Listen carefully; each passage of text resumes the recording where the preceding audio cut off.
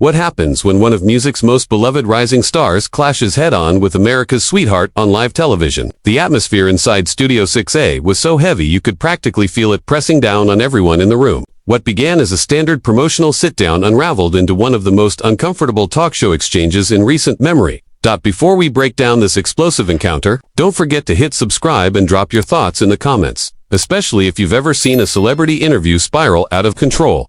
The Kelly Clarkson show was meant to be a safe, celebratory stop for Teddy Swims, the soulful powerhouse born Jotunheim's. He was there to spotlight his new album and reflect on his journey from covering songs in his bedroom to selling out arenas across the globe. Fans in the audience, many who had followed him since his YouTube days, buzzed with excitement. Kelly, radiating her trademark warmth, welcomed him with the kind of enthusiasm that usually guarantees a smooth, uplifting segment.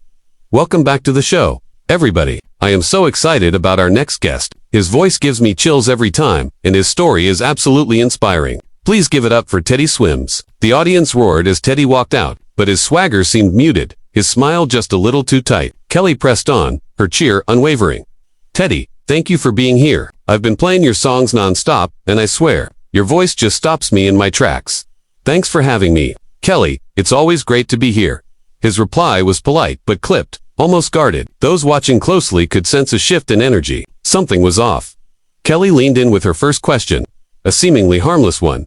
This new album is so raw, so vulnerable. You've clearly been through a lot, and it comes through in the music. How hard was it to put your soul out there for the world to hear? What sounded like a softball question landed differently. Teddy's jaw tightened, his pause stretching a little too long. You know, Kelly, music is supposed to be real. It's not about bearing my soul. It's about being honest about the human experience. His tone was still measured, but an edge crept in. Got Kelly, unfazed, nodded. Exactly. That honesty is what makes your music so powerful. And your story, from working warehouse shifts and odd jobs to being here now, selling out arenas, it's incredible. What was it like going from struggling to making it this big? That was the moment the tension cracked open. Teddy's smile turned stiff. He shifted in his seat.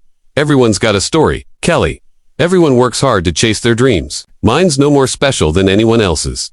The frustration beneath his words was becoming harder to ignore, and then Kelly touched on mental health.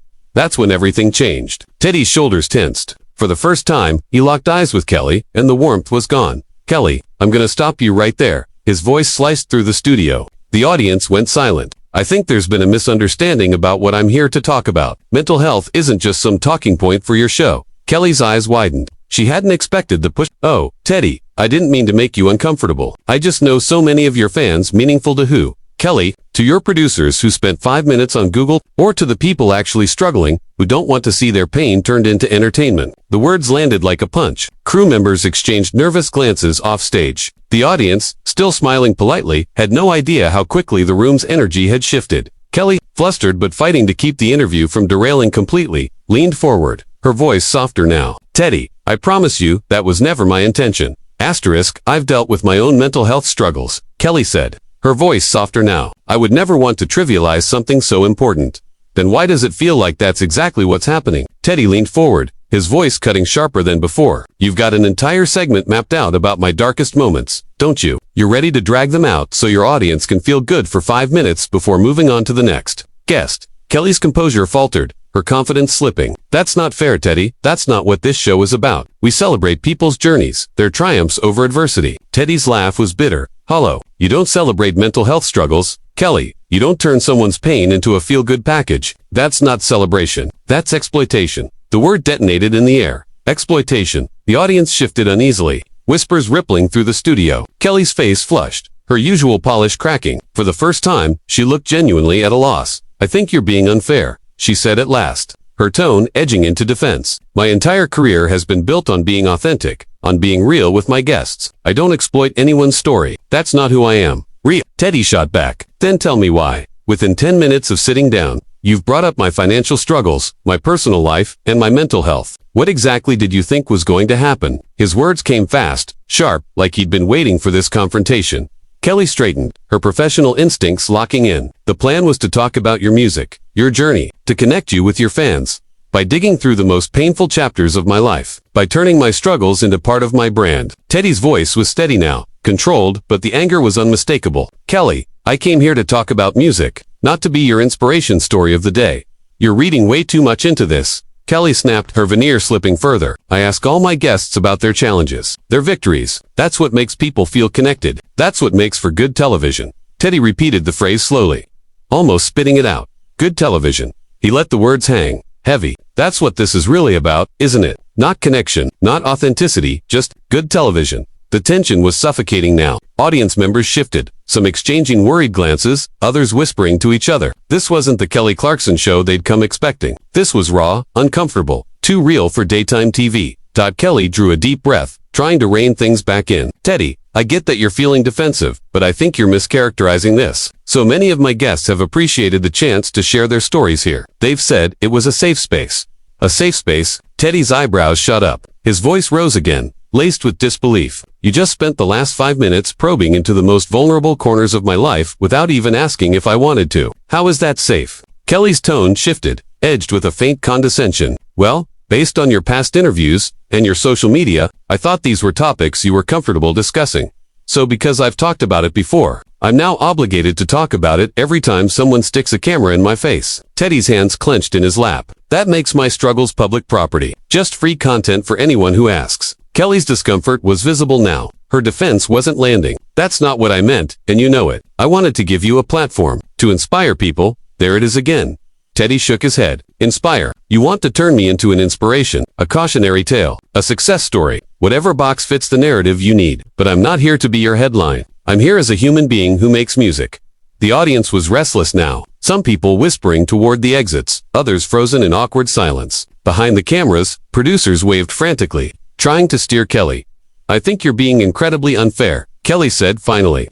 Her voice sharper now, frustration leaking through. I've done hundreds of interviews, and no one has ever reacted this way to my questions. Maybe that says more about the questions than it does about me. Teddy shot back instantly. Maybe everyone else has just been too polite to call it what it is. And what exactly are you calling it? Kelly's voice was tight, her jaw tense. Teddy paused, choosing his words with precision. I'm calling it shallow. I'm calling it surface level, masquerading as depth. I'm calling it what I said before, exploitation, dressed up as inspiration.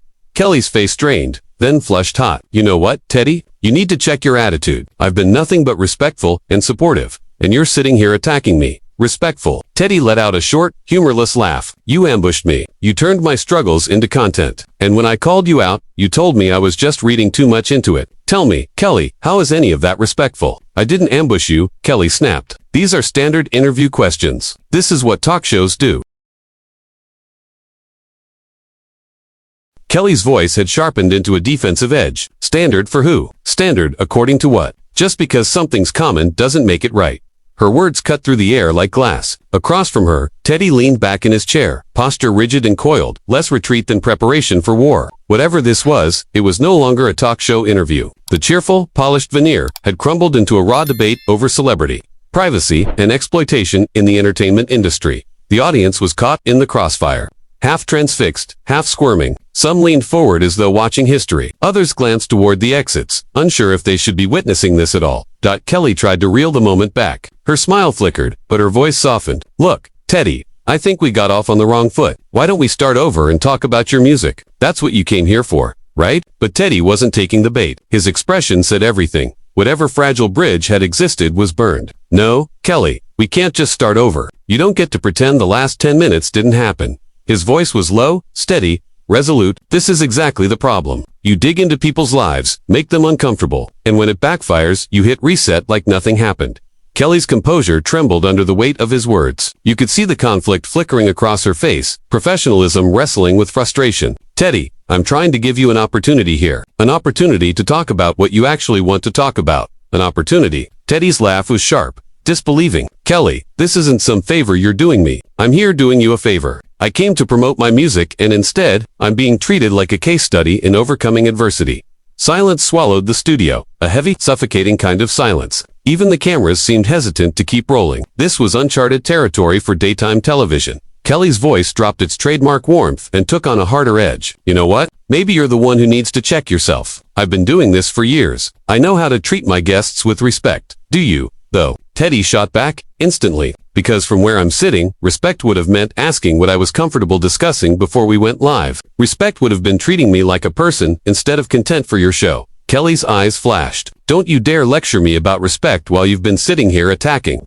Me and my show for the past 15 minutes. I invited you here. I welcomed you. And this is how you repay that. Repay? Teddy leaned forward, his voice rising, the studio air crackling. Kelly, this isn't a personal favor. This is business. You need guests. I need to promote my album. But somewhere along the way, you forgot I'm not just content to be consumed. I never treated you like content. Kelly snapped, but the words hung in the air, brittle and unconvincing. Asterisk, Kelly shot back, her voice rising. I treated you like a guest who I thought would value the chance to connect with his fans.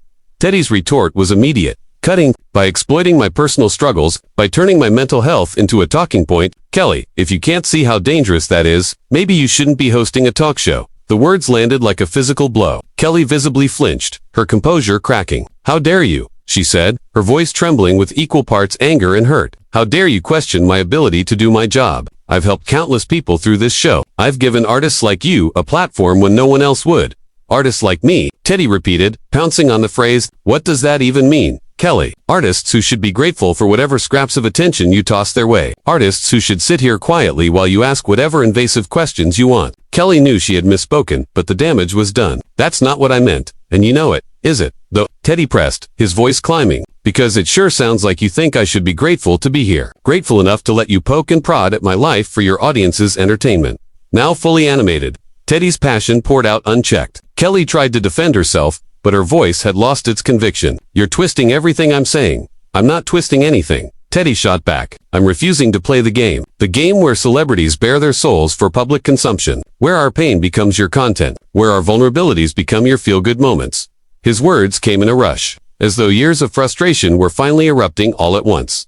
Kelly scrambled for footing. Teddy, I think you're being unfair to me personally. You don't know me. You don't know my heart. Your heart doesn't matter. Teddy cut her off coldly. You can have the best intentions in the world, but if your actions turn people's trauma into entertainment, then your heart is irrelevant. The word trauma seemed to gut Kelly. Her face drained of color. I would never treat someone's trauma like entertainment. That's a horrible accusation. Then what would you call this? Teddy demanded. You brought up my financial struggles, my mental health, my personal journey, all without asking if I was comfortable. What is that, if not entertainment, at my expense? For the first time, Kelly hesitated. The studio was dead quiet. The air conditioner hummed suddenly deafening. When she finally spoke, her voice was smaller, uncertain. I ask those questions because they matter. People want to know their heroes are human, that they've struggled, that they've overcome things. It gives them hope. At whose expense? Kelly. Teddy fired back. At the expense of the person in this chair, forced to relive their worst moments for your cameras. If you want to give people hope, play their music. Let their art speak. Don't make them bleed for inspiration. Kelly's eyes darted across the audience faces that once adored her, now looked at her differently, uneasily. For a woman who built her brand on warmth and relatability, this was uncharted, terrifying ground. I'm trying to do something good here, she said quietly. I'm trying to create a space where people can be real. If that's wrong, I don't know what I'm supposed to do. You're supposed to ask. Teddy replied simply. You're supposed to treat your guests like human beings with boundaries. Not assume every part of their life is fair game.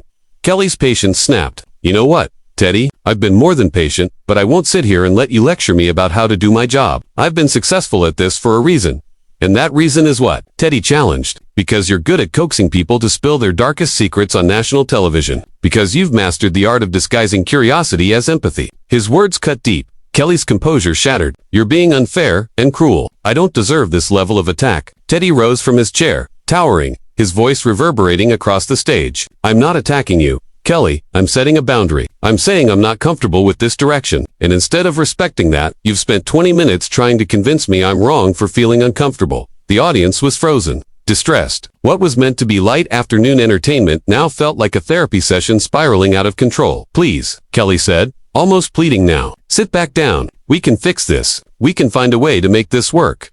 No, Kelly, Teddy said firmly, because you still don't get it. This isn't about compromise. The problem is that you thought it was okay to ambush me with personal questions in the first place. I didn't ambush you. Kelly insisted weakly, though her voice betrayed doubt. You did. And now you want me to pretend it didn't happen so we can talk about my music. I can't do that. I won't. Kelly tried one last time. You're being unfair to me and disrespectful to this show. And to my audience. That broke something in Teddy. His frustration hardened into fury. Disrespectful to your audience. They just watched you pressure me into reliving things I never agreed to share. If anyone disrespected them, it's you, by making them watch this train wreck. Kelly's face drained of color again. How dare you blame me? You're the one who turned a simple interview into a fight. I turned it. Teddy roared. You pushed me from the moment I sat down. I tried to set boundaries. You kept pushing. This confrontation is on you. Kelly, on your refusal to respect me as a guest. Kelly looked around desperately, as if searching for someone to save her, but Teddy wasn't finished. The fact that you still can't see it proves this conversation had to happen. Someone had to call it out. Please, Kelly said softly, almost broken. As one professional to another, sit back down. Let's end this on a positive note, for everyone's sake. For a moment, Teddy hesitated, eyes locked on her. Then he shook his head. No, Kelly, I'm done. Done pretending this is normal. Done pretending celebrities should just accept invasive questions as part of the job. Done pretending what just happened here is okay. He stepped toward the edge of the stage. The realization rippled through the room. He was leaving. Kelly leaped from her chair, panic flashing in her eyes. Teddy, wait, please, don't do this. Don't walk away.